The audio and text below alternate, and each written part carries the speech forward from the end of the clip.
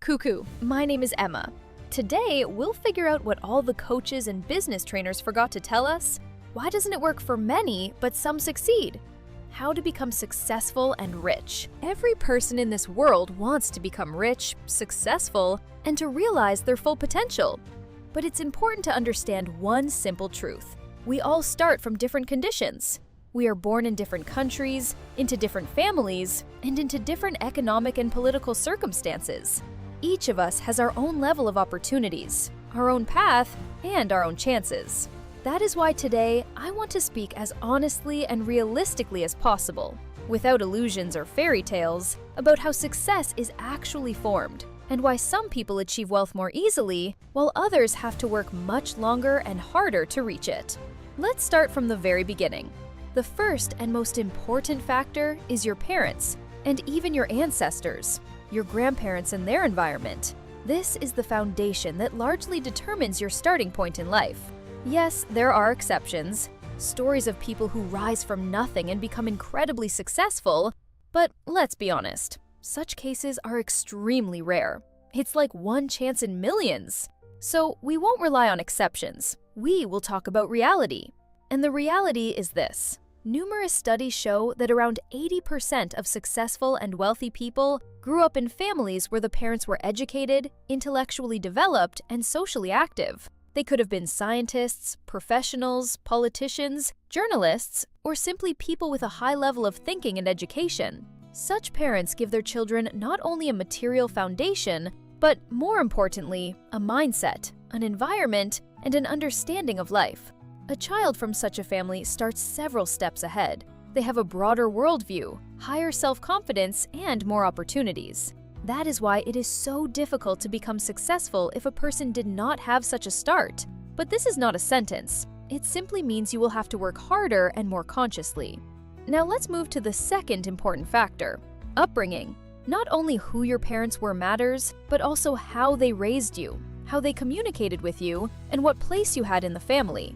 If a child is not treated as a personality, but merely as a responsibility, fed, clothed, and told, "Be grateful for that," it is not enough. A child needs to feel their value, importance, and respect. Unfortunately, in many families, the opposite happens. Children are not taken seriously. They are not given a voice, and their thinking is not developed. As a result, a person grows up with the belief that they are not on the same level, that they are not important. And here is the paradox. When that child grows up, people start demanding success from them. They ask, "Why didn't you become successful?" But they forget that the foundation was never built in childhood. Because investing in a child is not only about money. It is about attention, respect, communication, and the development of their personality. A simple example. When guests come to the house, friends of the parents or relatives, in more conscious and well-off families, the child is included in the conversation. They listen to adults, learn, absorb information, and feel like part of society. But in other families, the child is sent to another room with the words, "Go away, the adults are talking." And at that moment, a belief is formed in the child's mind. I am not important. I am below others. My opinion does not matter. Over time, this feeling only grows stronger and begins to affect their entire life, their confidence, ambitions, and ability to achieve success. And this is just one of the key reasons why people end up with such different life outcomes. I try to explain everything to you as honestly and clearly as possible, with real-life examples and based on reality. My goal is to show how one can truly become successful and wealthy, without illusions or empty motivation. I am not a motivational speaker in the traditional sense. I don't talk about meditation, visualization, or magical thinking. I talk about real facts, life experience, and patterns that can be observed in the real world. Sometimes I will also share personal observations from my own life. Let's move on. We have already talked about how a huge role is played by parents and ancestors, as well as the conditions in which a person grows up. Now let's take a deeper look at the psychology of personality formation. But before we continue, it's important to understand one thing. This is not about blaming parents. They also had their own difficulties, their own upbringing, their own environment, and their own level of understanding of life. They passed on to us what they themselves had. So there's no need to look for someone to blame. It's important to understand the essence and move forward. Imagine a marathon. One person runs with a flag, putting in all their strength. After covering a certain distance, they pass the flag to another participant, who continues the path to the finish line. The same thing happens in life. Parents are that first participant. They carry the flag up to a certain point. They give the child a start, shape their foundation, their mindset, and their confidence. But all parents have different capabilities. Some pass the flag at the right time and in a strong position, while others pass it later or in a weaker state. And then the second participant, the person themselves, has to either continue with what they have or even go back to strengthen their foundation before moving forward. That is why everyone has a different starting point. There are families where, from early childhood, the child is guided, developed, and given the opportunity to try different directions. Parents invest, not only money, but also time, attention, and support. They help the child discover themselves, learn languages, develop skills, and find their path. And most importantly, they give them inner confidence. They say, "You can become whoever you want. We will support you. We are with you." Such support forms a strong personality. But it is important to understand, not everything depends only on financial resources. Even with limited means, parents can give much more, through attitude, respect, attention, and belief in the child. Parents should not just raise a child, but help them believe in themselves. And the sooner they pass this flag, the more chances a person has to move forward confidently and without unnecessary losses. But after that, everything begins to depend on the person themselves. And here we come to the next topic, psychology. People are different from the very beginning. Each person has their own type of thinking, their own character, their own inner world. For example, there are creative people. It is difficult for them to perform monotonous or physically demanding work. They are often immersed in their thoughts, reflecting, searching for ideas. Their attention is directed inward, and it can be hard for them to fully devote themselves to standard jobs. There are active, energetic personalities, leaders. They make decisions quickly, move a lot, communicate, and take action. They have a high level of energy and often lead others. There are people inclined toward communication and sharing information, so-called communicators. They easily absorb information and pass it on, connecting people with each other. There are more reserved, analytical types. They don't speak much, but they think deeply, analyze, and make precise decisions. Such people often prove themselves in strategic and managerial roles. There are speakers, observers, and executors. Everyone has their own role, and this is normal. Imagine that people are like different types of technology. There are powerful gaming computers, office computers, tablets, and phones. Each device has its own purpose. In the same way, in society, every person is needed, and everyone performs their own function. If you remove even one, a gap appears. The most important thing is to understand who you are and to develop your own strengths, rather than trying to become someone else. I want to give another interesting example about the influence of parents and ancestors. One well-known scientist once expressed a very harsh but thought-provoking idea. He said that a person's level of intellectual development largely depends on the generations before them. According to him, if a father, grandfather, and great-grandfather had no education and did not develop themselves, then the chances of becoming a strong intellectual are significantly lower. He compared it to technology. Imagine that the human brain is like a computer. For some, it is a powerful system with a large amount of RAM, capable of processing information quickly. For others, it is a simpler system with more limited capabilities. Of course, this is not an absolute truth. There are exceptions. People who, despite a simple background, develop themselves independently, read a lot, explore the world, and become strong individuals. But as we have already said, such cases are rare. At this point, we gradually conclude the topic of ancestors and move on to the next important stage, the psychology of a person. Every person is different from the very beginning. Each has their own type of thinking, their own character, and their own inner world. And it is very important for parents to understand this from early childhood. For example, if a child is creative, they may not be the fastest or most active in conventional work. They tend to reflect more, feel more deeply, and analyze. Forcing them to live according to someone else's template means suppressing their potential. On the other hand, there are people who are active, fast, and energetic. They may not always be inclined toward deep creativity, but they excel in action, leadership, and moving forward. And the task of parents is not to remake the child, but to understand their nature and help them develop their strengths. But beyond that, much depends on the person themselves. And here we come to one of the key points: life mission. Every person should ask themselves, how can I be useful to this world? It can be anything. Sharing truthful information with people, creating conditions and opportunities for society, building businesses, engaging in science, creating, inspiring, teaching. The main thing is that the goal is not only about money, but also about contribution, because it is exactly such goals that give energy to move forward. Today, we also see another problem. Many people, especially on the internet, spread unreliable information. With the help of AI, false facts are created, reality is distorted, and it becomes increasingly difficult for people to distinguish truth from falsehood. This overloads the mind, confuses people, and creates additional pressure. That is why it is so important to strive for honesty and to create truly useful content that helps rather than misleads. Next comes the path of development.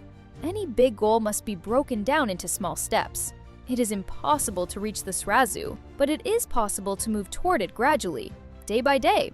For example, imagine this. If you learn just one new word in a foreign language every day, then in 10 years, you will have a high level of proficiency. Small steps create big results. That is why it is important to constantly develop yourself. Learn not only at school, but also independently. Acquire new skills. Stay interested in what is happening in the world. Study technology, computers, and artificial intelligence. You cannot stay aside from progress. It is also important to develop yourself in a well-rounded way. If you focus on only one thing, you may miss something else. Therefore, you should do sports, develop your thinking, try creative activities, learn languages, work with modern technologies. Only in this way can a strong and resilient personality be formed. Continuous development is not a choice. It is a necessity in the modern world. I want to add one more important thought about childhood and psychology. One psychologist once said a very deep thing. Every child must fully live through their childhood. What does this mean? He gave a simple but very powerful example. One father came to him and, with gratitude, shared his story. After the consultation, he began asking his child an unusual question. "Son, did you play enough today?" At first, the child was surprised. He didn't understand why his father was asking this. And one day he answered, "No, I didn't play much today." Then the father said, "All right, let's get dressed and go play." And they went, and they played together for several hours. And this started happening every day. After some time, the child's teacher noticed changes. He said to the father, "Your child has become more focused, more diligent, and has started studying better." The father was moved to tears. And then one day the child said to him, "Dad, I love you." At that moment, the father realized how much he had overlooked before. His child had been unhappy. He went back to the psychologist and said, "If it weren't for you, I would have never understood that my child simply needed a childhood." That is the essence. A child needs to play. They need to fully experience their childhood, because only then, as an adult, can they truly be happy. And happiness is the foundation of everything. To become successful, a person must first feel inner peace and joy. Without this, any achievements will feel empty. That is why it is important to learn simple things, to be grateful, to notice what you already have, to find joy even in small things. Sometimes you need to pause and look back. Think, what was I dreaming about 10 years ago? And realize that many of those things have already become reality. This is awareness. This is gratitude. You should not get lost in the fast pace of life and the constant race. First, you need to learn to feel life. With this, we conclude the topic of childhood and inner state. Now we move on to the next important block: external factors that also strongly influence success. The first is global giants and the information environment. Today, there are a huge number of large companies and media structures in the world that shape the information space. What we see, hear, and read largely depends on the interests behind these sources. Information can guide people's thinking, shape their views, and even influence their behavior. and this influence is not always positive. Some films, news, or motivational materials can distort reality, overload the mind, and lead a person off their path. That is why it is important to be able to filter information and think independently. The next factor is the economy and the market. With each passing year, competition increases. In the early 2000s, in many countries, it was easier to start a business and grow. In the 2000s, it became harder. Today, it is even more difficult. Why? Because large companies are occupying more and more space, strengthening their influence, and leaving fewer opportunities for newcomers. This does not mean that success is impossible, but it does mean that the path has become more challenging and requires more effort, knowledge, and flexibility. The political situation also plays a huge role. In some countries, development is limited due to conflicts, due to economic problems, due to restrictions on movement or business. And this also affects a person's opportunities. And one more important factor is the generation and environment. Today's generation has, in many ways, become more focused on itself. In the past, it was more common to hear stories of people rising thanks to their honesty, hard work, or character. Today, such cases are less frequent. The world has become more competitive and more pragmatic. People more often think about their own benefit, and this also needs to be taken into account. Understanding all these factors should not stop you. On the contrary, it should give you clarity. When you understand reality, you can act more consciously and build your path while taking all conditions into account. As I mentioned before, the world is becoming more and more selfish every year. Let me give you a simple example. Imagine 5 people sitting at one table with a large plate of food in the center. If everyone respects each other, eats calmly, and offers one another, "Have some too, try it," then a sense of attentiveness and solidarity develops. People eat carefully, slowly, and with respect for one another. But if even one person starts rushing, taking more food for themselves and eating faster, it triggers a similar instinct in others. I need to eat faster. I need to get more. And the whole atmosphere at the table changes. This example clearly reflects the modern world. It is a result of capitalism, when big players, global giants, and multi-billion-dollar companies take everything for themselves, leaving only crumbs for the smaller ones. In such conditions, solidarity, respect for others, and calm cooperation gradually disappear. Now let's move on to the next topic, a supportive environment. Environment is a critically important factor for success. Not everyone has an ideal one. Even in poorer countries, you can find intelligent, thoughtful people, and these are the ones you should seek out and stay close to. If the people around you are idle, speak empty words, and take no real action, their low level of thinking will gradually influence you as well. On the other hand, if you surround yourself with people of high intelligence, intellectuals, scientists, successful and respected individuals, you begin to absorb their way of thinking, their inspiration, and their habits. Such an environment motivates and helps you grow. Here's an example from the life of a scientist. He said, "Anyone can achieve what I have achieved, but there is one key factor. Since childhood, my environment was always intellectual. Scientists visited my father. They discussed discoveries, global events, and important ideas. These conversations shaped my mind. If I hadn't been surrounded by such people, I might have become an ordinary person." The main conclusion is simple. Your environment sets the boundaries and directs your path. Communication with intelligent, mature, and thoughtful people shapes your habits, your mindset, and your approach to life. That is why, if you want to grow, it is important to seek the right environment, draw inspiration from it, and learn from those who have already achieved meaningful results. Friends, let's summarize the final factors you need to understand if you want to grow and become successful. The next important factor is strategy. When a person reaches the age of 15 to 18, and especially 20, they should start understanding what they want and where they are heading. At this stage, it is important to define a direction and build a strategy, realistic steps toward your goal. Along with strategy comes another equally important factor, financial literacy. I've noticed that many people own assets but do not use them productively. For example, someone may have land that simply sits unused. Sometimes it can be considered an investment, but if you currently don't have an active business or income source, that land should be turned into an asset, rent it out, or sell it and invest in projects that generate income. Another example is a large house where only a few people live, while other rooms remain empty.